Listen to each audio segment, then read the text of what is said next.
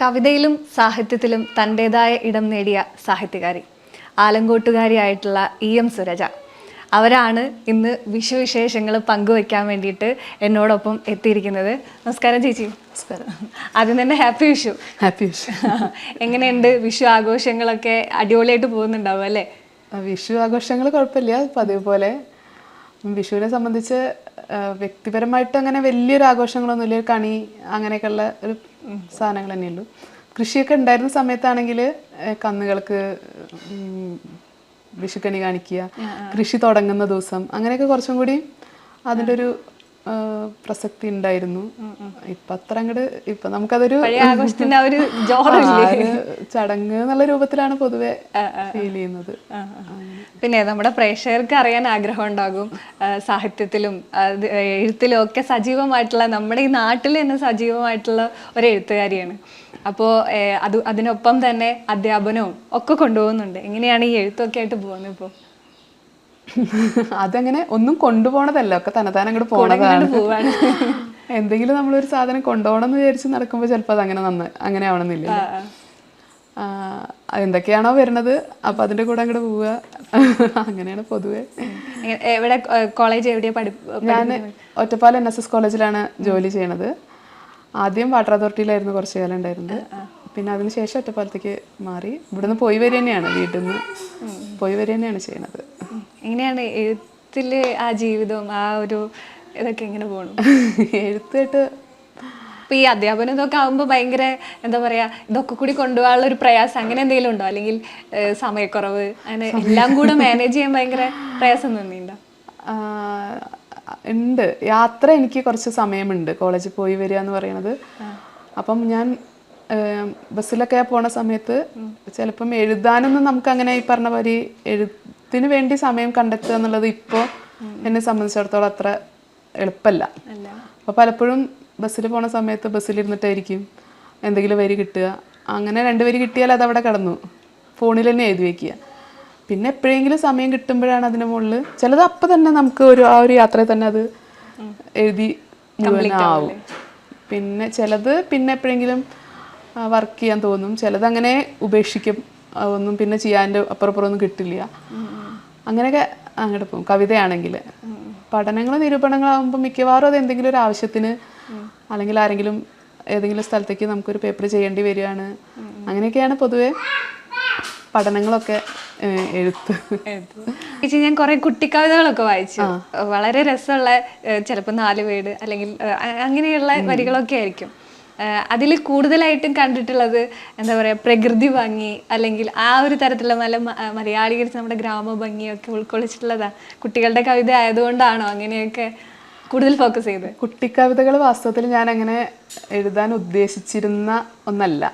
അത് ഒരു SPCS ഒരു പുസ്തകം വേണം എന്ന് പറഞ്ഞപ്പം എഴുതിയതാണ്. കുറച്ച് സമയം ഉണ്ടായിരുന്നുള്ളൂ ആ സമയത്ത്. അതായത് കുറച്ചൊരു ഗ്യാപ്പിലാണ് അത് കവിതകൾ എഴുതി കൊടുക്കേണ്ടി വന്നിരുന്നു. കുട്ടികൾ കവിത വായിക്കുന്നേക്കാളും ആരെങ്കിലും ചൊല്ലി കേട്ടിട്ടോ ഒക്കെ ആയിരിക്കും കവിതയിലേക്ക് എത്തുക. അപ്പം അതുകൊണ്ട് ആദ്യത്തെ ഒരു ഘട്ടത്തിൽ ചിലപ്പോൾ അവർക്ക് ആസ്വദിക്കാൻ കൂടുതൽ എളുപ്പം താളവും വൃത്തമൊക്കെ ഉള്ള കവിതകളാവും എന്നൊരു തോന്നലുള്ളത് കൊണ്ട് തന്നെ. പക്ഷെ ഞാൻ ബോധപൂർവം ചെയ്തല്ല കേട്ടോ, എങ്ങനെയാണ് അറിയില്ല, എല്ലാം ഓരോന്നും ഓരോ താളത്തിൽ തന്നെയാണ് വന്നത് എന്നുള്ളതാണ്. അപ്പൊ അതിന്റെ മനസ്സിൽ കിടക്കണ കാരണമായിരിക്കും ഇങ്ങനെ. അതിലുള്ള 30ഓളം കവിതകൾ ഉണ്ട്. അത് ഈ കോവിഡ് കാലത്ത് തന്നെയാണ് എല്ലാം. അല്ലാതെ ഒരു മാസം, ശരിക്കും പറഞ്ഞാൽ ഒരു 40 ദിവസം ഗ്യാപ്പ് ഉണ്ടായിരുന്നുള്ളൂ ആ കവിതകൾ എഴുതാൻ. അതിൽ 1-2 കവിത മാത്രം ഞാൻ പണ്ട് വേറെ ഒരു ആവശ്യങ്ങൾക്ക് എഴുതി വെച്ചത് ഇതിലേക്ക് ചേർത്തു. പിന്നെ ഈ ഇഷ്ടത്തിപ്പൂച്ച എന്ന് പറഞ്ഞ കവിത, അത് അതിന്റെ ഹെഡിങ് ഉള്ള കവിത എങ്ങനെയാ വെച്ചാല്, അത് ഇയാളെ പ്രഗ്നൻ്റ് ആയിട്ട് ഹോസ്പിറ്റലിൽ കിടക്കുന്ന സമയത്ത് ഞങ്ങളുടെ ഹോസ്പിറ്റലിൻ്റെ ഡോറിൽ കൂടെ ഒരു പൂച്ച വരുമായിരുന്നു. ശരിക്കും ഒരു പൂച്ച വരുമായിരുന്നു. അത് വരും, എല്ലാ ദിവസവും ആ പൂച്ച വരും. അത് കഴിഞ്ഞാൽ അത് കുറച്ച് കഴിഞ്ഞാൽ കാണില്ല, അത് പോവും. അന്നിങ്ങനെ പകുതിയായിട്ട് കിടന്നിരുന്ന ഒരു സാധനമായിരുന്നു അത്. പക്ഷേ ഈ വാക്ക് എനിക്ക് ഭയങ്കര ഇഷ്ടമായിരുന്നു. ഞാൻ എന്നിട്ട് അതിനെ ഇങ്ങനെ ഇഷ്ടത്തി പൂച്ച എന്ന് അങ്ങനെ വിചാരിക്കുമായിരുന്നു. അപ്പോൾ പിന്നീട് ഈ പുസ്തകം ആക്കുന്ന സമയത്ത് എനിക്ക് ആ വാക്ക് ഇങ്ങനെ വിട്ട് കളയാൻ തോന്നാത്തത് കൊണ്ട് ആ കവിതയും കൂടി ഒന്ന് നേരെയൊക്കെ എടുത്തു. അതൊക്കെ ശരിക്കും പറഞ്ഞാൽ പിന്നീടാണ് അതിങ്ങനെ അതിൻ്റെ അപ്പത്തെ രൂപത്തിലേക്കൊക്കെ വരുന്നത് പിന്നെയാണ്. പക്ഷെ അതിൻ്റെ ആശയം അന്ന് മനസ്സിൽ കിടക്കണ്ടായിരുന്നതാണ്. കുറേ വരികളൊക്കെ ഞാൻ എവിടെയൊക്കെ എഴുതിയൊക്കെ വെച്ചിരുന്നു അന്ന്. പിന്നെ അതിനടുത്ത് സെറ്റ് ചെയ്തു. ശരിക്കും പറഞ്ഞാൽ ഈ കോവിഡ് കാലഘട്ടം എന്ന് പറയുന്നത് ഇതുപോലെ ഒരുപാട് ആളുകൾക്ക് അവരുടെ സർഗസൃഷ്ടികൾ പുറത്തെത്തിക്കാനുള്ള ഒരു കാലം കൂടിയായിരുന്നല്ലേ? ശരിക്കും അതെ. എനിക്ക് എന്നെ സംബന്ധിച്ചിടത്തോളം കോവിഡ് മൊത്തം പൊതുവെ ലോകത്തിൻ്റെ ഒരു ഭയമാണല്ലോ ഉണ്ടാക്കിയത്. എന്താ നാളെ, നമ്മൾ ഇതുവരെ നമ്മളെ സംബന്ധിച്ചിടത്തോളം നാളെ എന്താന്നുള്ളതിനെ കുറിച്ചൊരു വ്യവസ്ഥ ഉണ്ട്. നാളെ അങ്ങോട്ട് പോവാം, നാളെ അങ്ങോട്ട് പോവാം, നാളെ അത് ചെയ്യാം, ഇത് ചെയ്യാം. പക്ഷെ കോവിഡ് പെട്ടെന്ന് നമ്മളെ അങ്ങോട്ട് സ്റ്റക്കാക്കി. ഇനി നാളെ എന്ത് എന്നുള്ള ചോദ്യം പൊതുവേ ലോകത്തിന് മൊത്തം വന്നൊരു സമയം തോന്നുന്നുണ്ട്. എനിക്കും ഭയങ്കര ഒരു ആകാംക്ഷ, ഭീതി, എങ്ങനെയാ അതിനെ നമ്മളെക്കുറിച്ച് മാത്രമല്ല മൊത്തം ലോകത്തിൻ്റെ ഒരു അവസ്ഥ എന്തായിരിക്കും എന്നുള്ള തോന്നലൊക്കെ ഭയങ്കരമായിട്ടുണ്ടായി. അപ്പോൾ ഇതിനെ ഓവർകം ചെയ്യാൻ ശരിക്കും പറഞ്ഞാൽ എനിക്ക് എഴുത്ത് തന്നെയായിരുന്നു വഴിയുണ്ടായിരുന്നത്. ആദ്യം പെട്ടെന്ന് ലോക്ക്ഡൗൺ വന്ന സമയത്ത് മാർച്ചിൽ ഇതെങ്ങനെ എനിക്ക് സാധിച്ചു എന്ന് എനിക്ക് സത്യമായിട്ട് ഇപ്പോൾ ആലോചിക്കുമ്പോൾ അറിയണില്ല കേട്ടോ. മാർച്ച്, എനിക്ക് തോന്നുന്നു മാർച്ച് 9-ാം തീയതിയാണ് ലോക്ക്ഡൗൺ, കോളേജൊക്കെ അടച്ചത്. പിന്നെ എന്നിട്ട് അധ്യാപകരൊക്കെ പോകേണ്ടി വന്നു. 22-ാം തീയതി വരെയായിട്ട് ഞങ്ങൾ പോയിരുന്നു.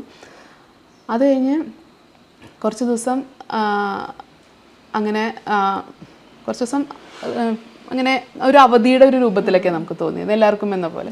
പക്ഷെ കുറച്ച് കഴിഞ്ഞപ്പോഴത്തേക്ക് എന്താ വെച്ചാൽ ഈ പേടി ഇങ്ങനെ എന്താണെന്ന് അറിയാത്തൊരു ഭയം ഇങ്ങനെ വരാൻ തുടങ്ങി. അപ്പോഴാണ് ഞാനിങ്ങനെ ഫേസ്ബുക്കിൽ ഓരോ കവിത എഴുതിയിടാൻ തീരുമാനിച്ചതല്ല, അങ്ങോട്ട് എഴുതിയിട്ട് തുടങ്ങിയതാണ്. ഈ പേടിയും ഈ കോവിഡും ഭൂമിയും ഒക്കെ തന്നെയായിരുന്നു അതിൻ്റെ ഒരു വിഷയം. ഒരു 30 ദിവസത്തോളം ഞാനത് എഴുതി. ഓരോ ദിവസവും എനിക്കത് എങ്ങനെ കിട്ടിയെന്ന് എനിക്ക് അറിയില്ല കേട്ടോ. ഒരു ദിവസം ഒരു കവിത എന്നൊക്കെ പറയുന്നത് എൻ്റെ ജീവിതത്തിൽ അതിന് മുമ്പ് ഒരിക്കലും ഉണ്ടായിട്ടില്ല. അങ്ങനെ ഒരു ദിവസം ഒരു കവിത എന്നുള്ള പോലെ അതിന് ഭൂമിയെക്കുറിച്ചുള്ള ആദികൾ എന്നാണ് ഞാൻ ആ സീരീസിന് ഇങ്ങനെ ഒരു പേര് കൊടുത്തു. ഭൂമിയെക്കുറിച്ചുള്ള ഒരു ആദി, വാസ്തവത്തിൽ അതൊക്കെ എന്നെക്കുറിച്ചുള്ള ആദിയാണ്. അങ്ങനെ പബ്ലിഷ് ചെയ്യുന്ന ബുക്കൊന്നും ആക്കിയിട്ടില്ല. അങ്ങനെ ഒരു 10-30 കവിതകൾ എഴുതിയിട്ടുണ്ടായി. കുറച്ച് കഴിഞ്ഞപ്പോൾ എനിക്കത് മടുത്തു. ഇനി വേണ്ട, അത് ശരിയാവില്ല. പിന്നെ ഒരു ചെറിയൊരു ബ്രേക്ക്, ഒരാഴ്ചത്തേക്കൊരു ബ്രേക്ക് എടുത്തിട്ട് ഞാൻ എന്ത് ചെയ്തു വെച്ചാൽ ഓരോ കവിതയെക്കുറിച്ച് കുറിപ്പ് പോലെ എഴുതിടാൻ തുടങ്ങി. അതും ഇതുപോലെ 30-34 ദിവസം സ്ഥിരമായിട്ട് ഒരു പേജ് 1.5 പേജ് വരുന്ന കുറിപ്പുകൾ എഴുതിയിട്ടു. അപ്പോൾ അതും ഞാനിതുപോലെ ഒരു സോർട്ട് ചെയ്ത് വെച്ചു. 1.5 കവിയാതെ എന്ന് പറഞ്ഞിട്ട് പബ്ലിഷ് ചെയ്യലുണ്ടായില്ല. ഒരു 35ഓളം കവികളെ കുറിച്ചിട്ടുള്ള ഒരു കവിയുടെ ഒരൊറ്റ കവിത, അതിനെക്കുറിച്ചൊരു വായന പോലെ അങ്ങനെ എഴുതിയിട്ടുണ്ടായി. വാസ്തവത്തിൽ ഇതൊരു ട്രീറ്റ്മെൻറ്റ് പോലെ എനിക്ക് തോന്നിയത്. അതായത് നമുക്ക് നമ്മുടെ ഉള്ളിലത്തെ ഭയത്തിനെ അതിജീവിക്കാൻ സാഹിത്യം അല്ലെങ്കിൽ നമ്മളുടെ കയ്യിലുള്ളൊരു സാധനം ഉപയോഗപ്പെട്ടു എന്നുള്ളൊരു രീതിയിലാണ് എനിക്കത് അങ്ങനെയാണ് അത്. അപ്പോൾ ആ ഒരു ശീലം ഉണ്ടായിരുന്നത് കൊണ്ടായിരിക്കാം എനിക്കിത് പെട്ടെന്ന് കോവിഡിൻ്റെ അവസാനത്തിൽ തന്നെയാണ്, ഈ ലോക്ക്ഡൗൺ മുഴുവൻ കഴിയുന്നതിൻ്റെ മുന്നേ തന്നെയാണ് ഈ പുസ്തകവും കവിതകളും എഴുതിയിട്ടുണ്ടായിരുന്നത്. അപ്പോൾ ചേച്ചി ഇപ്പോൾ സംസാരിച്ച കൂട്ടത്തിൽ എന്താണ് പറഞ്ഞത്, നമ്മുടെ തന്നെ എന്നെക്കുറിച്ചായിരിക്കാം ഞാൻ ആകുലപ്പെടുന്നത് എന്ന് പറയുന്നുണ്ട്. അതുപോലെ തന്നെ ഈ കുട്ടിക്കവിതകളിൽ ഒരുപാട് സ്നേഹം എന്നുള്ളൊരു കണ്ടന്റ് വരുന്നുണ്ട്. നമ്മുടെ ഈ എഴുത്തുകളെയൊക്കെ നമ്മൾക്ക് പ്രിയപ്പെട്ടതാക്കുന്നതും ഈ ഒരു സ്നേഹത്തിൻ്റെ എലമെൻ്റ് കൂടിയാണ്. അപ്പോൾ എങ്ങനെയാണ് ഈ ആത്യന്തികമായിട്ട് ഈ ഒരു സ്നേഹം എന്നുള്ളൊരു കൺസെപ്റ്റ് ഇതിലേക്കൊക്കെ വരുമ്പോൾ സ്നേഹത്തെ എങ്ങനെ നിർവചിക്കുന്നു? ഇതാണ് ഭയങ്കര കൺഫ്യൂസിങ് ആയിട്ടുള്ളൊരു ചോദ്യമാണ് ശരിക്ക്. എങ്ങനെയാണ് സ്നേഹത്തെ അങ്ങനെ നിർവചിക്കാൻ പറ്റുമോ ചോദിച്ചാൽ സംശയമാണ്. നമുക്കങ്ങനെ എന്തെങ്കിലും ഒരു കള്ളിയിൽ ഒതുക്കിയിടാൻ പറ്റുന്ന അല്ലെങ്കിൽ ഏതെങ്കിലും ഒരു ഒറ്റ ഭാവം മാത്രമുള്ള ഒന്നായിട്ടല്ല സ്നേഹം എന്നാണ് ഞാൻ വിചാരിക്കുന്നത്. പക്ഷെ പലപ്പോഴും നമുക്ക് പറ്റുന്നത് എന്താ വെച്ചാൽ നമ്മുടെ ഒരു കാലത്ത്, എല്ലാ കാലത്തും അങ്ങനെ ആയിരുന്നിരിക്കും, നമ്മളിപ്പോൾ നമ്മുടെ കാലം മാത്രമല്ലേ കാണുന്നുള്ളൂ. കഴിഞ്ഞ കാലത്തൊക്കെയുള്ള എഴുത്തിൽ എപ്പോഴും എക്സാജറേറ്റഡ് ആയിട്ടുള്ള ഒരു അനുഭവത്തെ എഴുത്തുകാർ പ്രതീക്ഷിക്കുന്നതുകൊണ്ട് നമ്മൾ വിചാരിക്കും മുമ്പൊക്കെ ഭയങ്കരമായിട്ടുണ്ടായിരുന്നു. പക്ഷെ ചിലപ്പോൾ മുമ്പേ അങ്ങനെയൊക്കെ തന്നെ ആയിരിക്കും പോയിട്ടുണ്ടാവുക. അപ്പം നമ്മുടെ കാലത്ത് നമ്മൾ കാണുന്ന ഒരു പ്രധാനപ്പെട്ട പ്രശ്നം വെച്ചാൽ ഇത് ഭയങ്കരമായിട്ടുള്ള എല്ലാത്തരം സ്നേഹവും വളരെ കണ്ടീഷണലാണ്. എല്ലാത്തിലും എന്തെങ്കിലും നമുക്ക് എന്തെങ്കിലും കൊടുക്കുക, എന്തെങ്കിലും വാങ്ങിക്കുക, കൊടുക്കുന്നു വാങ്ങിക്കുന്നു. അപ്പോൾ അല്ലാതെ നമുക്ക് അൺകണ്ടീഷണൽ ലവ് എന്ന് പറയുന്നത് ഒരു സ്ഥലത്തും നമുക്ക് പ്രതീക്ഷിക്കാൻ പറ്റാത്ത ഒരു സ്ഥിതിയുണ്ട്. അപ്പോൾ അങ്ങനെ ഒരു സ്നേഹം ഉണ്ടാവുമോ? ഉണ്ടെങ്കിൽ ഞാൻ ഇപ്പോഴും പറയും അങ്ങനെ സ്നേഹം ഉണ്ടെങ്കിൽ അത് അമ്മമാർക്ക് മക്കളോട് ഉണ്ടാകുന്ന പോലത്തെ ഒരു സ്നേഹം. പക്ഷെ അമ്മമാർക്ക് മക്കളിൽ നിന്ന് അമ്മമാർ തിരിച്ച് പ്രതീക്ഷിക്കുന്നുണ്ടാവും. അപ്പോൾ അത് പൂർണ്ണമായിട്ടും അൺകണ്ടീഷണലാണോ ചോദിച്ചാൽ ആവില്ല. സ്നേഹം പണ്ട് ശ്രീനാരായണ ഗുരു പറഞ്ഞ പോലെ നമ്മൾക്ക് ആത്മസുഖത്തിന് ആചരിക്കുന്നത് മറ്റൊരാൾക്ക് സന്തോഷത്തിന് വരുമ്പോഴാണ് യഥാർത്ഥത്തിലുള്ള സ്നേഹം ഉണ്ടാവുന്നത്. അതൊക്കെ അങ്ങനെയൊക്കെ നമുക്ക് എത്താൻ പറ്റുന്നത് നമ്മുടെ ഐഡിയൽ ആയിട്ടുള്ളൊരു കണ്ടീഷൻ അല്ലെങ്കിൽ ഒരു ചിന്തയാണ് അങ്ങനെയൊക്കെ ഒരു സ്നേഹം. പിന്നെ പ്രണയത്തെക്കുറിച്ചാണ് പൊതുവേ സ്നേഹം എന്ന് പറയുമ്പം നമ്മൾ വിചാരിക്കും. എൻ്റെ കവിതകളിൽ എനിക്ക് തോന്നുന്നു ഏറ്റവും കുറച്ചുണ്ടാകുന്ന ഒരു സംഭവമാണ്. എന്തുകൊണ്ടാണെന്ന് എനിക്കറിയില്ലേ, പൊതുവെ കവിതകളിൽ അത് അത്തരത്തിലുള്ളൊരു പ്രണയ സങ്കല്പം പൊതുവെ കുറവായിട്ടാണ് എനിക്ക് തോന്നുന്നത്.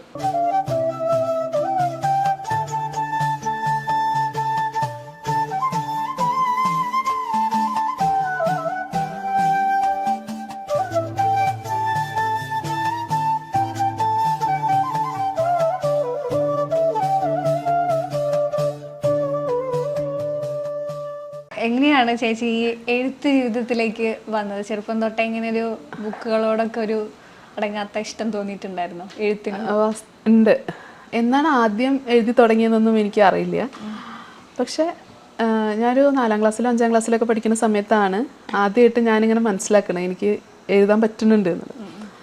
കവിത വായിക്കാനും ചൊല്ലാനും ഒക്കെ എനിക്ക് ഭയങ്കര, ചൊല്ല മീൻസ് ഇങ്ങനെ പാടി എൻ്റെതായ രീതിയിൽ പാടി നടക്കുക. അത് വേറെ ആൾക്കും അംഗീകരിക്കാൻ പറ്റുന്ന താളോ ഈണമൊന്നും ആയിരിക്കില്ല, എൻ്റെതായിട്ടുള്ള ഓരോ ഈണങ്ങളായിരിക്കും. അപ്പോൾ അതിൽ അച്ഛൻ പോസ്റ്റ് ഓഫീസിലാണ് വർക്ക് ചെയ്തിരുന്നത്, എൻ്റെ അച്ഛൻ. അപ്പോൾ ഞങ്ങൾ മൂക്കുതല പോസ്റ്റ് ഓഫീസിൽ ആയിരുന്ന സമയത്ത്, അതിൻ്റെ ക്വാർട്ടേഴ്സിലായിരുന്ന സമയത്ത് എനിക്ക് ഓർമ്മയുണ്ട്, ഒരു മാങ്ങാനാറിയാണോ ചെണ്ടുമല്ലിയാണോ അങ്ങനെ എന്തോ ഒരു പൂവിലൊരു പൂമ്പാറ്റ വന്നിരുന്നതിനെ പറ്റിയിട്ടാണ് ഞാൻ ആദ്യം എഴുതിയിട്ടുള്ളത്.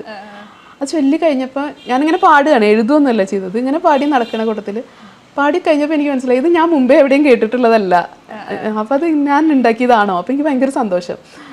അത് ഞാനൊരു കവിത ഉണ്ടാക്കി, ഒന്നുമില്ല കേട്ടോ, 2 പാറി നടക്കണ പൂമ്പാറ്റ എന്നൊക്കെ പറഞ്ഞാൽ എന്തോ 2 വരിയാണുള്ളത്. പക്ഷെ എനിക്കത് എന്തോ ഒരു ഭയങ്കര ഇതായി. പക്ഷെ ഞാനത് ആരോടും പറയുകയൊന്നും ചെയ്തില്ല, ഞാനിങ്ങനെ 2 വരി ഉണ്ടാക്കി എന്നുള്ള കാര്യമൊന്നും ആരോടും പറയുകയൊന്നും ചെയ്തില്ല. പിന്നീട് ഞങ്ങൾ ഇങ്ങോട്ട് ആലങ്കോട്ടേക്ക് താമസം മാറ്റിയതിന് ശേഷമാണ് കുറച്ചും കൂടി ഭയങ്കര ഒറ്റപ്പെടലൊക്കെ ഉണ്ടായിരുന്നു. ഞാൻ മാത്രമേ ഉണ്ടായിരുന്നുള്ളൂ ഒരു കുട്ടിയായിട്ട്. ഇവിടെ വലിയൊരു സ്ഥലം, ഇവിടെ പുറത്തേക്കൊന്നും അങ്ങനെ പോകാൻ പറ്റുന്നുണ്ടായിരുന്നില്ല. അനിയൻ വളരെ ചെറിയ കുട്ടിയാണ്. അപ്പോഴേക്കും അങ്ങനെ വേറെ ഇന്നത്തെ പോലെ TV ഒന്നുമില്ല, വായിക്കാൻ മാത്രമാണ് ഒരു സാധനം ഉണ്ടായിരുന്നത്. അന്നൊക്കെ ബാലരമയോ പൂമ്പാറ്റയോ അങ്ങനെയൊക്കെയാണ് വായിക്കാൻ കിട്ടിയിരുന്നത്. പക്ഷെ അച്ഛന് ആണ് ഏറ്റവും നിർബന്ധം. അച്ഛന് ഞാൻ വായിക്കണം, എഴുതണതൊക്കെ ഭയങ്കര ഇഷ്ടമായിരുന്നു. അപ്പം അന്ന് അച്ഛനും അറിയില്ല ഞാൻ എഴുതുന്ന കാര്യമൊന്നും. അപ്പം ഇങ്ങനെ ഓരോന്ന് കുഞ്ഞു കുഞ്ഞു വരികൾ ഞാൻ രഹസ്യമായിട്ട് എഴുതി വയ്ക്കാൻ തുടങ്ങി. അതും ആരോടും പറയൊന്നുമില്ലായിരുന്നു. ഇങ്ങനെ ഒരു ദിവസം എൻ്റെ ഒരു കസിൻ ഉണ്ട്, ചേച്ചി, അവർ ഇപ്പോൾ ഓസ്ട്രേലിയയിലാണ്. അവർ അന്ന് ഇവിടെ ചാത്തന്നൂർ എന്നൊക്കെ പറയില്ലേ, പെരുങ്കന്നൂർ, അവിടെയായിരുന്നു താമസിച്ചത്. ഒരു ദിവസം ചേച്ചി വെക്കേഷന് വീട്ടിൽ വന്നപ്പോൾ, ഇവിടെ വന്നപ്പോൾ ഞാൻ രഹസ്യമായിട്ട് ആരും കാണിക്കാണ്ട് ചേച്ചീനെ മാത്രം വിളിച്ചു വന്നിട്ട് ചേച്ചിക്ക് കാണിച്ചു കൊടുത്തു. എന്നെ കളിയാക്കൊന്നും ചെയ്യരുത്, ഇങ്ങനെ ഒരു കാര്യം. ചേച്ചി ഇത് വായിച്ചിട്ട് ചോദിച്ചത് നീ എഴുതിയതാണോ ചോദിച്ചു. ഞാൻ എഴുതിയതാണ്. ചേച്ചിക്ക് വിശ്വസിക്കാൻ പറ്റണില്ല, ഞാൻ അങ്ങനെയൊക്കെ എഴുതുന്നോ അല്ലെങ്കിൽ അങ്ങനെ ഒരു ലക്ഷണമൊന്നും ഞാൻ കാണിച്ചിട്ടില്ല. അപ്പോൾ ചേച്ചി മെല്ലെ അച്ഛൻ്റെ അടുത്ത് പോയിട്ട് പറഞ്ഞു ഇങ്ങനെ ഒരു സംഭവം ഉണ്ട് പറഞ്ഞു. അപ്പോൾ അച്ഛൻ വായിച്ചു നോക്കിയപ്പോൾ അച്ഛന് ഭയങ്കര സന്തോഷമായി. അങ്ങനെയാണ് പൊതുവെ എഴുത്തിലേക്ക് വരുന്നത്. പിന്നെ അച്ഛന് അത് വലിയ ഇഷ്ടമായിരുന്നു ഞാൻ എഴുതാൻ വേണ്ടി. വായിക്കാനാണെങ്കിലും ഒരുപാട് പുസ്തകങ്ങൾ, ഞാൻ 5ാം ക്ലാസ്സിൽ 6ാം ക്ലാസ്സിലൊക്കെ പഠിക്കുന്ന സമയത്താണ് ഈ മഹാഭാരതത്തിൻ്റെ ഹരിശ്രീ ബുക്സ് എന്ന് പറഞ്ഞൊരു ഒരു പബ്ലിഷേഴ്സ് ഉണ്ടായിരുന്നു. ഇവരെ മഹാഭാരതത്തിൻ്റെ തർജ്ജമയൊക്കെ ഗദ്യ തർജ്ജമ ഇറക്കിയിരുന്നു. അപ്പം അതിങ്ങനെ ഓരോ ഭാഗങ്ങളായിട്ടാണ് കൊണ്ടുവരിക. അപ്പോൾ ഒരു 1ാം ഭാഗം 2ാം ഭാഗം 12 ഭാഗങ്ങളുണ്ടായിരുന്നു. ഞാൻ 5ാം ക്ലാസ് 6ാം ക്ലാസ് മുതൽ ഒരു 8ാം ക്ലാസ് വരെയുള്ള സമയം കൊണ്ട് അത് മുഴുവനും വായിച്ചു തീർത്തു. എൻ്റെ ഏറ്റവും കുട്ടിക്കാലത്ത് ഏറ്റവും ആദ്യം വായിച്ച പുസ്തകം എന്ന് പറയുമ്പോൾ ആ സീരീസാണ് ഞാൻ വായിച്ചിട്ടുള്ളത്. മുഴുവനും മനസ്സിലാവുന്നില്ല കേട്ടോ, പക്ഷെ കുറേ കഥ വായിക്കാൻ എനിക്ക് ഭയങ്കര ഇഷ്ടം. എഴുതുന്നത് കവിതയാണെങ്കിലും വായിക്കാൻ കൂടുതൽ ഇഷ്ടം കഥയാണ്. കഥകളും ഇതുപോലെ ഐതിഹ്യങ്ങൾ, പിന്നെ ഐതിഹ്യമാല ഞാൻ ഇതുപോലെ 6ാം ക്ലാസ് പഠിക്കുമ്പോഴാണ് മുഴുവനും വായിച്ചു തീർത്തത്. വെക്കേഷനിൽ മുഴുവനും വായിച്ചു തീർത്തു. അങ്ങനെയൊക്കെ അതൊക്കെ എഴുത്തിനെ അല്ലെങ്കിൽ ഭാഷേനെയൊക്കെ സ്വാധീനിച്ചിട്ടുണ്ടാകുന്നു. പിന്നെ ആലോചിക്കുമ്പോൾ തോന്നും അന്ന് ഇതൊന്നും ഇല്ല, അന്ന് വായിക്കണു, ഭക്ഷണം കഴിക്കാൻ വിളിച്ച് ചോറ് കിട്ടിയില്ലെങ്കിൽ എനിക്ക് പ്രശ്നമില്ല, വായിച്ച പുസ്തകം കിട്ടിയാൽ മതി. അപ്പോൾ അങ്ങനെയൊക്കെ ആയിരുന്നു. പിന്നീട് ഇങ്ങനെ കുറച്ചൊക്കെ എഴുതുന്നതായപ്പോൾ അച്ഛൻ ലീലാശേൻ്റെ അടുത്ത് ഇങ്ങനെ പോവും. ഞങ്ങൾ അച്ഛൻ്റെ സുഹൃത്തായിരുന്നു. അപ്പോൾ ഞങ്ങൾ ഇടയ്ക്ക് ലീലാശേൻ്റെ വീട്ടിൽ പോവും. അപ്പോൾ ആദ്യം അദ്ദേഹത്തിന് ഇങ്ങനെ അത്ഭുതമായിരുന്നു. എന്നിട്ട് ഒരു ദിവസം എന്നെ കൊണ്ട് ഇങ്ങനെ എഴുതിച്ചു, അവിടെ നിന്നൊരു വിഷയം തന്നിട്ട് ഇങ്ങനെ എഴുതിച്ചു. അപ്പോഴാണ് മുപ്പർക്കും ഭയങ്കരതായി. അങ്ങനെ പിന്നെ മാതൃഭൂമിയുടെ കവിത മത്സരത്തിന് വിഷുപ്പതിപ്പിൻ്റെ മത്സരമല്ലേ, അതിലേക്ക് അയച്ചു കൊടുത്തു, അതിൽ സമ്മാനം കിട്ടി. അങ്ങനെയൊക്കെയാണ് ഇങ്ങനെ എഴുതും എന്നുള്ള എൻ്റെ അച്ഛൻ എപ്പോഴും പറയും, എഴുതണ ചീത്ത സ്വഭാവം ഉണ്ട് അവൾക്ക്. ആ ചീത്ത സ്വഭാവത്തിലേക്ക് ഇങ്ങനെ പതുക്കെ വരാൻ തുടങ്ങി. അതെ, അച്ഛനാണ് ശരിക്കും ഭയങ്കര സപ്പോർട്ടീവായിരുന്നു. അച്ഛന് വേണ്ടിയാണ് ഞാൻ ഇപ്പോഴും അതെ, ഞാനിങ്ങനെ എഴുതാതിരിക്കുന്ന ചില സമയങ്ങളുണ്ടാവില്ലോ നമ്മൾ, അപ്പം അച്ഛൻ തന്നെയാണ് ആലോചിക്കുക. ഓക്കെ, അപ്പം ചേച്ചി ഈ നമ്മുടെ ഈ സാഹിത്യ ലോകം അല്ലെങ്കിൽ ഈ ഒരു എഴുത്ത് ജീവിതം അല്ലെങ്കിൽ ഈ ഒരു കാറ്റഗറി നേരിടുന്ന വല്ല വെല്ലുവിളികളും ഉണ്ടോ ഇന്നത്തെ ഒരു കാലത്ത്? വെല്ലുവിളികൾ എല്ലാ കാലത്തും എഴുത്തിന് അതിൻ്റെതായിട്ടുള്ള വെല്ലുവിളികൾ ഉണ്ടാവും തോന്നുന്നു. 2 തരത്തിൽ നമുക്ക് തന്നെ കാണാം. ഒന്ന് വായനക്കാരുടെ പക്ഷത്തുനിന്ന് നോക്കാം, എഴുത്തുകാരുടെ പക്ഷത്തുനിന്ന് നോക്കാം. വായനക്കാരുടെ പക്ഷത്തുനിന്ന് നോക്കുമ്പോൾ ചിലപ്പോൾ നമുക്ക് വരാവുന്നൊരു പ്രശ്നം, നമ്മളെപ്പോഴും പഴയ കാലത്തെ എഴുത്തിനെയാണ് കമ്പയർ ചെയ്യുക. എല്ലാ ജനറേഷനും അവർ തൊട്ട് മുന്നത്തെ കാലത്തെ കമ്പയർ ചെയ്യും. അപ്പം വൈലോപ്പിള്ളിയും എടശ്ശേരിമാരൊക്കെ ജീവിച്ചിരുന്ന കാലത്ത് വൈലോപ്പിള്ളിയുടെ കന്നിക്കൊയ്ത്തിൻ്റെ അവതാരിക എഴുതി കുട്ടികൃഷ്ണമാരാരാണ്. അപ്പോൾ അതിൽ അദ്ദേഹം പറയുന്നത് വൈലോപ്പിള്ളിയുടെ കവിതകളിലെ കുഴപ്പങ്ങളാണ് കണ്ടുപിടിക്കുന്നത്, ചില പ്രശ്നങ്ങളുണ്ട് ഇതിന് എന്ന് കുട്ടികൃഷ്ണമാരാർ ആ പുസ്തകത്തിന് അവതാരിക എഴുതുമ്പോൾ അതിൽ പറയുന്നുണ്ട്. പിന്നെ വൈലോപ്പിള്ളി മനസ്സിലാക്കുന്നത് MN വിജയനെ പോലെ വലിയൊരു നിരൂപകൻ വന്ന് ആ സമയത്താണ് വൈലോപ്പിള്ളി എന്നുള്ള കവിയെ തിരിച്ചറിയുന്നത്. നമ്മൾ കുറച്ചും കൂടി ആഴത്തിൽ തിരിച്ചറിയുന്നത്. അതിന് മുന്നേ തിരിച്ചറിയുന്നുണ്ട് കവി ഉണ്ടെന്ന് നമുക്കറിയാം, പക്ഷെ എങ്ങനെയാണ് ആ കവി തൻ്റെ ലോകത്തോട് സംവദിച്ചത് എന്ന് തിരിച്ചറിയുന്നത് ആ കാലത്താണ്. അപ്പം അങ്ങനെ ഏത് കാലത്തും തൊട്ട് മുന്നത്തെ കാലത്തെ വലിയ മഹാരഥന്മാരെ വെച്ച് നമ്മൾ വിലയിരുത്തുന്നത് കൊണ്ട് വായനക്കാർക്ക് എപ്പോഴും ഇപ്പൊ ഒന്നുമല്ല സാഹിത്യമൊക്കെ പണ്ടായിരുന്നു എന്ന് പറയാനുള്ള ഒരു പ്രവണത പൊതുവെ ഉണ്ടാവുമായിരിക്കാം. എഴുത്തുകാരെ സംബന്ധിച്ചിടത്തോളം ഏറ്റവും വലിയ പ്രശ്നം എന്ന് പറയുന്നത് ഏത് കാലത്തും തൊട്ട് മുമ്പേ ഉണ്ടായിരുന്ന മാതൃകകളെ പൊട്ടിച്ച് കളഞ്ഞിട്ട് നമ്മൾ എങ്ങനെയാണ് എഴുതുക, എങ്ങനെ നമുക്ക് പുതിയ വിഷയങ്ങൾ കിട്ടുക. ചിലപ്പോൾ എനിക്കൊക്കെ തോന്നാറുണ്ട് ഇനി ഒന്നും എഴുതാനില്ലല്ലോ, ഇവരുടെയൊക്കെ കവിതകൾ വായിക്കുമ്പോൾ നമ്മളിനിപ്പോൾ എന്തിനെ പറ്റി എഴുതാൻ പറ്റുന്ന സൂര്യന് താഴെയും മീതെയുമുള്ള എല്ലാ വിഷയങ്ങളെ പറ്റി ഇവർ എഴുതി കഴിഞ്ഞല്ലോ, അപ്പം ഇനി നമുക്കൊന്നും എഴുതാൻ ഉണ്ടാവില്ല എന്ന്. പക്ഷെ അങ്ങനെയല്ല, നമ്മൾ കാലം മാറുന്നതിനനുസരിച്ച് വിഷയമൊക്കെ ചിലപ്പോൾ അത് തന്നെയായിരിക്കാം, അല്ലെങ്കിൽ ഏരിയ അത് തന്നെയായിരിക്കാം, മനുഷ്യർ നേരത്തെ പറഞ്ഞ ഒരു മനുഷ്യരുടെ അടിസ്ഥാന വികാരങ്ങൾ ഒന്ന് തന്നെയായിരിക്കാം. പക്ഷേ അതിനോട് നമ്മൾ റെസ്പോണ്ട് ചെയ്യുന്ന രീതിക്ക്, അതിൻ്റെ ഒരു ഇമ്പാക്റ്റിന്, അല്ലെങ്കിൽ അത് ഏറ്റെടുക്കുന്ന മനുഷ്യരുടെ പ്രതികരണത്തിന് ഒക്കെ വ്യത്യാസം ഉണ്ടാവും. അപ്പം അതുകൊണ്ട് സാഹിത്യത്തിന് വിഷയങ്ങളും ഉണ്ടാവും. എന്നാലും ഇത് ആളുകളിലേക്ക് എങ്ങനെ എത്തിച്ചേരും, ആളുകൾ എങ്ങനെയാണ് വായിക്കുക, അതിനെക്കുറിച്ചൊക്കെയുള്ള ആകാംക്ഷ ഉണ്ടാവും. ഒരു ഘട്ടത്തിൽ അതങ്ങോട്ട് പോകും എന്നല്ലാതെ വെല്ലുവിളി എന്ന് അതിനെ വെല്ലുവിളിയായിട്ടാണോ കാണുന്നത് എനിക്ക് അറിയില്ല. പക്ഷെ അതുണ്ടാവും. എല്ലാ മനുഷ്യരും അവരവരുടെ ഉള്ളിലത്തെ ഈ ഒരു സാധനത്തിന് ബ്രേക്ക് ചെയ്തിട്ട് മാത്രമേ പുറത്തേക്ക് വരുള്ളൂ എന്ന് എനിക്ക് തോന്നുന്നത്. നമ്മളതിനെങ്ങനെ അതിനായിട്ടായിരിക്കും നമ്മൾ മത്സരിക്കുക, നമ്മളായിട്ടായിരിക്കും നമ്മളെങ്ങനെ നമ്മൾ ബ്രേക്ക് ചെയ്യും എന്നുള്ളിടത്താണ് എനിക്ക് തോന്നുന്നു അങ്ങനെ. അപ്പോൾ അത് മാത്രമല്ല, ഇതുപോലെ ചേച്ചി നിരൂപണങ്ങൾ അങ്ങനെ ഒരുപാട് കാര്യങ്ങൾ എഴുതിയിട്ടുണ്ട്, കവിതകൾ അതുപോലെ. അപ്പോൾ ഈ ഹൈക്കു കവിതകളോടാണോ ചേച്ചി കൂടുതൽ ഇഷ്ടം, അല്ലെങ്കിൽ ഒരുപാട് എഴുതി എത്തരത്തിലാണ് ആ എഴുത്തിന്റെ ശൈലി? ഞാൻ ഈ പറഞ്ഞ പോലെ നിരൂപണങ്ങൾ എഴുതാറുണ്ട്, പഠനങ്ങൾ എഴുതാറുണ്ട്, കവിതകൾ എഴുതാറുണ്ട്. ഇതൊക്കെ ഞാൻ പറഞ്ഞില്ലേ, ബോധപൂർവമായിട്ട് എഴുതൽ വളരെ കുറവാണ്. പഠനങ്ങളും നിരൂപണങ്ങളും എഴുതണം എങ്ങനെയാണെന്ന് വെച്ചാൽ, ഞാൻ നേരത്തെ സൂചിപ്പിച്ചില്ലേ, എന്തെങ്കിലും ആവശ്യം വരുമ്പോൾ എഴുതാമെന്ന് വിചാരിക്കും. പക്ഷേ ആവശ്യം വന്നാലും എനിക്ക് എഴുതാൻ പറ്റില്ല. ഒരു കൃതിയോ അല്ലെങ്കിൽ ഒരു കവിതയോ അല്ലെങ്കിൽ ഒരു എഴുത്തുകാരിയോ കിട്ടിക്കഴിഞ്ഞാൽ കുറേ സമയം ഞാൻ അതിലിങ്ങനെ അവരെങ്ങനെ വായിച്ചുകൊണ്ടിരിക്കും. അവരെ പറ്റി എഴുതിയതൊക്കെ വായിച്ച് ഏതെങ്കിലും ഒരു സമയത്ത് എനിക്ക് ചിലപ്പോൾ പെട്ടെന്ന് എന്തെങ്കിലും കിട്ടും. അതെന്താ കിട്ടണം, എങ്ങനെ കിട്ടണം, സത്യമായിട്ട് എനിക്കത് അറിയില്ല. അത് കിട്ടിയാൽ മാത്രമേ എനിക്ക് ആത്മവിശ്വാസത്തോടെ എഴുതാൻ പറ്റുള്ളൂ. പക്ഷെ നിവൃത്തികേടുകൊണ്ടൊക്കെ ചിലപ്പോൾ നമ്മളല്ലാതെയൊക്കെ എഴുതി കൊടുക്കും. പക്ഷെ അങ്ങനെ കിട്ടുന്നതാണ് എനിക്ക് ഭയങ്കര ഒരു സന്തോഷം തരുന്നത്. ഇപ്പോൾ കവിതയാണെങ്കിലും അതെ, കവിത എഴുതണം എന്ന് വിചാരിച്ച് മണിക്കൂറുകളോടെ ഇരുന്നാലും ചിലപ്പോൾ ഒന്നും എഴുതാൻ പറ്റില്ല.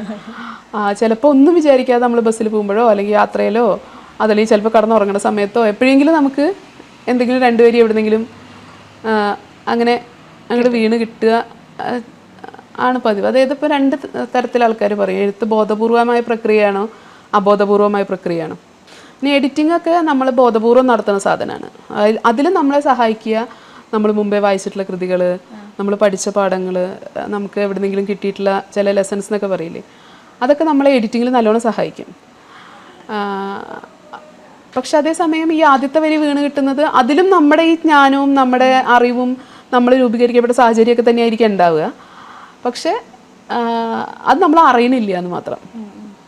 അതുകൊണ്ടാണ് അതിന് കുറച്ചൊരു ആൾക്കാർ പണ്ട് ഡിവൈനിറ്റിയൊക്കെ എഴുത്തിന് കൊടുക്കാനുള്ളൊരു കാരണമൊക്കെ അതായിരിക്കാം. നമ്മൾ വേണച്ചിട്ടിരുന്നാൽ ചിലപ്പോൾ മനസ്സ് തന്നെയാണ് അതിൽ പ്രവർത്തിക്കുന്നതാണ്.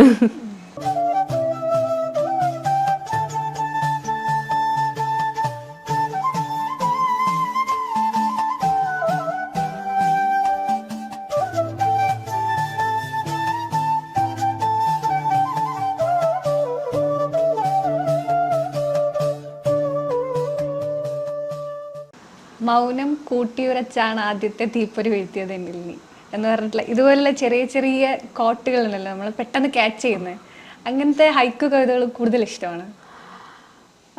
കവിതയിൽ പൊതുവേ 2 വരി എനിക്ക് കംഫർട്ട് കുറവാണ്. കുറച്ച് വരികളെ ഞാൻ അങ്ങനെ 2 വരി, അതെന്താ വെച്ചാൽ ഇങ്ങനത്തെ 2 വരിയായിരിക്കും എനിക്ക് എപ്പോഴും ആദ്യം കിട്ടുക. പിന്നെ അതിൻ്റെ പക്ഷേ കവിതയെക്കുറിച്ചിട്ടുള്ളൊരു സാമ്പ്രദായിക ധാരണ അത് ഞാൻ പൊളിക്കേണ്ടതാണെന്ന് എനിക്കറിയാം. ധാരണ കാരണം എനിക്ക് തോന്നും കവിതയ്ക്ക് ഒരു തുടക്കം വേണം, ഒരു അവസാനം വേണം എന്നൊക്കെയുള്ള ഈ പറഞ്ഞ നേരത്തെ പറഞ്ഞില്ലേ ബോധ അബോധം എന്ന് പറഞ്ഞ ഈ സാധനം പ്രവർത്തിക്കുന്നത് കൊണ്ട് ഈ രണ്ടുപേരിലും നിർത്താൻ എനിക്ക് തോന്നില്ല. അപ്പം ഇത് ആരെ സംബന്ധിച്ചാണ് അല്ലെങ്കിൽ എങ്ങനെയാണ് എന്നുള്ളൊരു സാധനം അപ്പുറത്തോ കൂട്ടിച്ചേർക്കാൻ ഞാനിങ്ങനെ ഈ കവിത പൂർത്തിയായിട്ടില്ല എന്നൊരു തോന്നൽ കൊണ്ട് ഞാൻ ചിലപ്പോൾ ഒക്കെ ശ്രമിക്കും.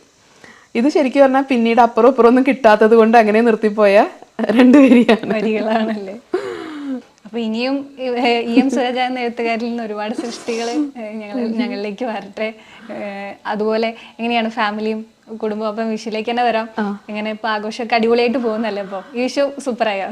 വിഷു കുഴപ്പമില്ല. വീട്ടില് ഇപ്പൊ ഞാൻ എൻ്റെ വീട്ടിലാണ് താമസിക്കുന്നത്. അമ്മ, എൻ്റെ ഹസ്ബൻഡ്, മകൻ, അനിയൻ്റെ ഭാര്യ, അവരുടെ കുട്ടി, ഇത്രയും ആൾക്കാരുള്ള കുടുംബത്തിലാണ് താമസിക്കുന്നത്. വിഷുവിനെ സംബന്ധിച്ചിട്ടുള്ള ഏറ്റവും പ്രധാനപ്പെട്ട ഓർമ്മ എന്ന് പറയുന്നത് ഈ പറഞ്ഞ കുട്ടിക്കാലത്ത് മാതൃഭൂമി ആഴ്ചപ്പതിപ്പിലേക്ക് കവിത അയച്ചു കൊടുത്തിരുന്നു ഈ മത്സരത്തിന്, വിദ്യാർത്ഥികൾക്കുള്ള സാഹിത്യ മത്സരത്തിന്. അപ്പം അന്ന് എനിക്ക് സമ്മാനം കിട്ടി. അന്ന് കത്തൊക്കെ അയച്ചിട്ടുണ്ടായിരുന്നു തോന്നുന്നു, എനിക്ക് കിട്ടിയില്ല കത്ത്. പത്രത്തിൽ ഒരു വിഷുവിൻ്റെ അന്നാണെന്ന് തോന്നുന്നു, പത്രത്തിൽ ഈ പരസ്യം വരികയാണ്, ഇങ്ങനെ സാഹിത്യ മത്സരത്തിൽ സമ്മാനം കിട്ടിയവർ എന്ന് പറഞ്ഞിട്ട് പേര് വരുമ്പോൾ അതിൽ EM സുരജ ഉണ്ട്. അപ്പം ഞാനിത് കണ്ടിട്ട് രഹസ്യമായിട്ട് അച്ഛൻ്റെ അടുത്ത് ഓടിപ്പോയി കാണിച്ചു കൊടുത്തു, എൻ്റെ പേര് ഇതിലുണ്ട്. അപ്പോൾ അച്ഛൻ ചോദിച്ചു, നമുക്കാണെങ്കിൽ നമുക്ക് കത്ത് വരില്ലേ, കത്ത് അവർ നമ്മളെ ഒഫീഷ്യലി അറിയിക്കുമല്ലോ. അപ്പം സംശയമായി, ഇത് ഞാനാണോ അല്ലേ എന്നുള്ള സംശയമായി. അങ്ങനെ മാതൃഭൂമി ആഴ്ചപ്പതിപ്പ് വരട്ടെ, ഇത് ഞായറാഴ്ചയാണ് പരസ്യം വന്നത്, ചൊവ്വാഴ്ചയാണ് ആഴ്ചപ്പതിപ്പ് വരിക. കാത്തിരുന്നിട്ട് ഇവിടെ പത്രം വരാനൊരു 10:30 മണിയൊക്കെ ആവുമായിരുന്നു അന്ന്. അപ്പോൾ രാവിലെ ചങ്ങനംകുളത്ത് പോയി, 7 മണിയാകുമ്പോൾ ചങ്ങനംകുളത്ത് പോയി ആഴ്ചപ്പതിപ്പ് വാങ്ങിച്ചു വന്നത് എൻ്റെ കവിതയാണ് എന്ന് തിരിച്ചറിഞ്ഞ വിഷുവാണ് ഏറ്റവും വിഷുവിനെ സംബന്ധിച്ചിടത്തോളം എൻ്റെ ഓർമ്മയിൽ ഏറ്റവും പ്രധാനപ്പെട്ട ഓർമ്മയായിട്ടുള്ളത്. അപ്പോൾ ചേച്ചി എല്ലാവിധ വിഷു അടിപൊളിയായി എന്തായാലും. അപ്പോൾ ഞങ്ങളുടെ NCV ചാനലിനൊപ്പം ചേച്ചിയുടെ വിശേഷങ്ങൾ പങ്കുവെച്ചതിന് ഒരുപാട് നന്ദി. ഒരിക്കൽ കൂടി ഹാപ്പി വിഷു. Thank you.